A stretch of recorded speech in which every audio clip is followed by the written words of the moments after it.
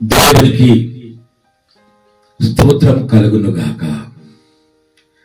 క్రీస్తునందు ప్రియ దేవుని పిల్లలారా, యేసుక్రీస్తు అతి పరిశుద్ధ నామములో స్తోత్రము కలుగునుగాక. యేసుక్రీస్తు అతి శ్రేష్టమైన నామములో మీ అందరికీ శుభములు, వందనములు. ప్రియ దేవుని పిల్లలారా, మనము కృతజ్ఞత గురించి చెప్పుకున్నాం. కృతజ్ఞత అంటే మనకి ఏదైనా అవసరం ఉన్నప్పుడు అవతల వ్యక్తి మనకి సహాయం చేస్తే వారికి మనము సహాయానికి ప్రతిఫలంగా థ్యాంక్స్ గివింగ్, నీకు కృతజ్ఞత అని చెప్తాం. మనకి బాగా అవసరం ఉన్నది, అవసరాల్లో మనకు సాయం చేసిన వారికి మనం ఏమంటాం? థ్యాంక్స్ అంటాం, కృతజ్ఞత చెప్తాం. అలాగనే ఒక పెన్ను విషయంలో మనకు అవసరమైనప్పుడు, పెన్ను అడిగినప్పుడు వాళ్ళు పెన్ను ఇచ్చినా కూడా దానికి థ్యాంక్స్ అండి అని అంటాం. అలాగనే మన ప్రాణం పరిస్థితుల్లో మనకి అధికంగా బాగా అవసరమైనటువంటి స్థితిలో సహాయం చేసిన వారికి కూడా చాలా థ్యాంక్స్ అని అంటాం. అంటే కృతజ్ఞతా స్థుతులు తెలియజేస్తూ ఉంటుంటాం. మరి దేవుడు నిత్యం నీ జీవన శైలిలో దేవుని యొక్క కృప, కరుణ, ప్రేమ మనపై ఉన్నప్పుడు మరి మన దేవునికి ఏమి ఇస్తున్నాం? మన దేవునికి ఏం చెల్లిస్తున్నాం? దేవునికి మన కృతజ్ఞతలు చెల్లించాలి కదా. నిత్యము మనం దేవుడు కాపాడుచున్నాడు, ఆయన క్రియలు చేస్తున్నాడు, ఆయన కార్యములు జరుగుతున్నాయి, ఆయన మహిమ మనపై జరుగుతున్నది. ఆయన కరుణ, ప్రేమ, కృప మనపై ఎప్పుడు నిరంతరం ఉంటున్నది. మన దేవుడికి నువ్వేమిస్తున్నావు? దేవునికి నువ్వు కృతజ్ఞతాస్తుతులు చెల్లించవలేను. మనం ఏమీ లేస్తాం దేవునికి. దేవా, నువ్వు నా పట్ల చేసినటువంటి పనికి, నువ్వు నా పై కురిపించినటువంటి ప్రేమను బట్టి, కృపను బట్టి నాయనా నీకు వందనాలు, ఆయన నీకు స్తోత్రం తండ్రి అని చెప్పి దేవునికి కృతజ్ఞతాస్తుతులు చెల్లిస్తూ ఉంటాం. ప్రియ దేవుని బిడ్డలారా, నిరంతరము మనం కంటికి రెప్పలా ఆయన రెక్కల చాటున దాచుకున్న దేవుడు, నీకు ఏ హాని కీడు లేకోకుండా ప్రతినిత్యం ప్రేమతో మనను దీవించే దేవుడికి మనం ఎల్లప్పుడూ కృతజ్ఞతాస్తుతులు చెల్లించవలే. ప్రియ దేవుని బిడ్డలారా, కీర్తనల గ్రంథము 136 1వ వచనం ధ్యానిద్దాం. యెహోవా దయాళుడు, ఆయనకు కృతజ్ఞతాస్తుతులు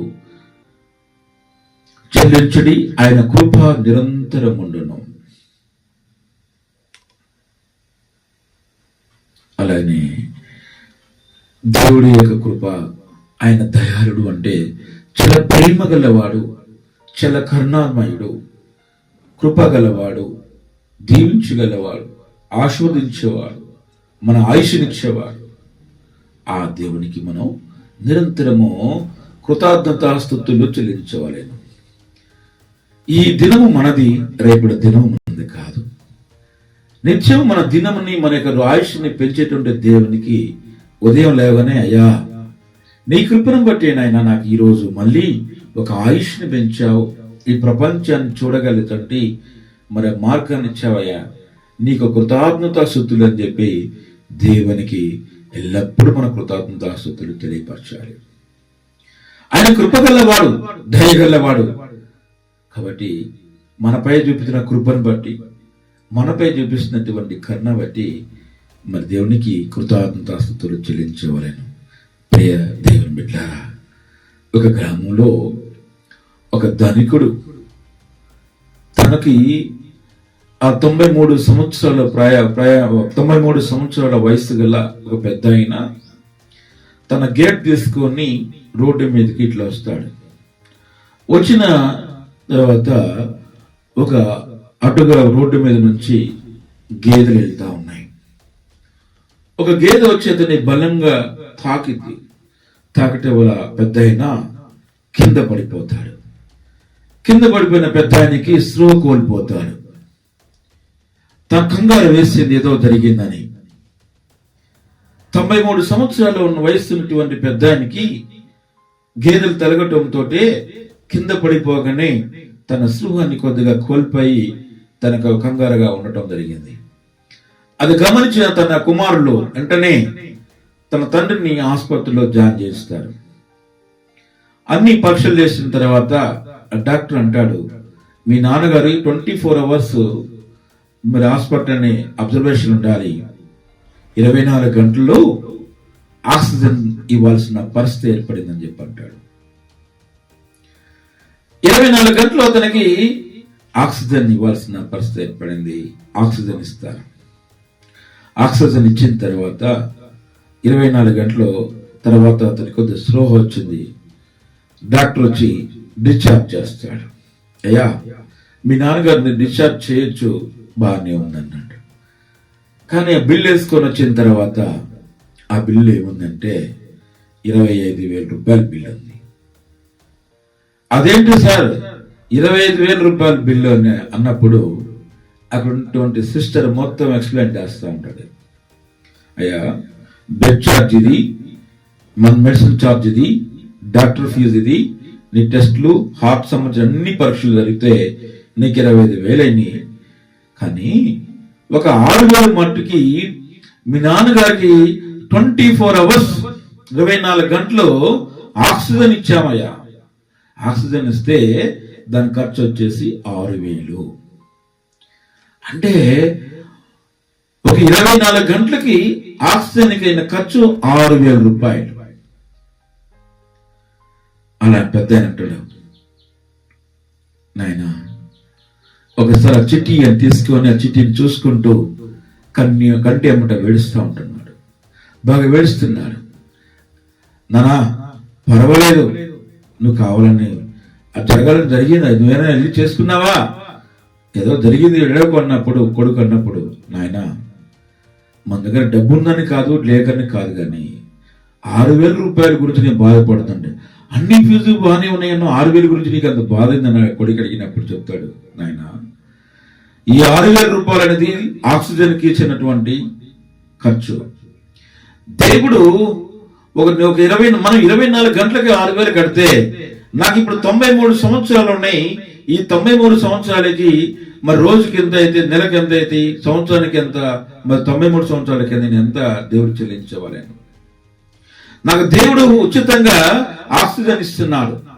నేను బ్రతకడానికి మనకు ఆక్సిజన్ ఇస్తున్నాడు ఫ్రీగా. మనకి దేవుడు మన ఆక్సిజన్ పీల్చడానికి ఇస్తున్నాడే. ఒకరోజు నేను ఆరోగ్యం బాగలేకపోతే 6,000 రూపాయలు ఆక్సిజన్, కృత్రిమ ఆక్సిజన్ కోసం 6,000 చెల్లించాల్సి వచ్చింది. మన దేవుడు మనకు నిత్యం ఇచ్చేటువంటి ఆక్సిజన్ బట్టి కదా మనం జీవించేది. మన కాబట్టి నాయన మనమందరం కూడా దేవుని యందు కృతజ్ఞతాస్తుతులు కలిగి ఉండాలి. ప్రతినిత్యం కూడా మనము దేవునికి కృతజ్ఞతాస్తుతులు చెల్లించవాలి. ప్రియ దేవుని పిల్లలారా, చూసారా, ఒకరోజు హాస్పిటల్లో అయిన బిల్లు 6,000. సంవత్సరం 93 సంవత్సరాలు అంటే వయసు అతనికి. నేను ఎన్ని సంవత్సరాలు ఈ యొక్క ఫీజుని కట్టించుకోవాలి, చెల్లించాలని ఎంతో ఆనందించాడు. నాయన ఇది నాదులో కాదు, మన కుటుంబంతో కూడా, ఈ దేశానంతా కూడా, ప్రతి ఒక్కరిని కూడా దేవుడు ఉచితంగా ఆక్సిజన్ ఇచ్చి మన జీవనాన్ని బతికిస్తున్న దేవుడికి ఎల్లప్పుడూ మన కృతజ్ఞతాస్తుతులు చెల్లించాలని చెప్పేసి అంటాడు అన్నాడు. ఆయన దయాళుడు, మహానుడు, ప్రేమ కరుణ కలిగినటువంటి దేవుడు. ఆయనకి మనం ఏమి ఇచ్చి చెల్లించుకోగలం? ఆయన మనం ఏమి గెలుతాం ఆ దేవుడికి? మనం ఒక కృతజ్ఞతాస్తుతులు తప్ప అని ఎంతో ప్రేమతో ఆశ్చర్యంగా తన కొడుకు వైపు చూసి అడుగుతున్నాడు. కొడుకు కూడా ఏడుస్తాడు, డాక్టర్ కూడా ఏడుస్తాడు. అవును కదా, 24 గంటలకి ఎంత డబ్బు అయితే మరి ఉచితంగా ఇచ్చేటువంటి కృప, దేవుని యొక్క ప్రేమ మనపై ఉండటం అనేది ఎంత ఆశ్చర్యము. మరి ఆక్సిజన్ లేకపోతే మనం జీవించలేము. ఆక్సిజన్ ఇచ్చేది ఆ దేవుడే. కాబట్టి ప్రేమైన దేవుని బిడ్డలారా, దేవుని యొక్క కార్యములు ఆశ్చర్యంగా ఉంటాయి, ఆనందంగా ఉంటాయి. మన దేవుడిని విశ్వాసించి ఆయనకి ఎల్లప్పుడూ మనం కూడా ప్రతి ఒక్కరు కూడా కృతజ్ఞతాస్తుతులు చెల్లించవాలను. దేవునికి మనం కృతజ్ఞత భావం కలిగి ఉండాలను.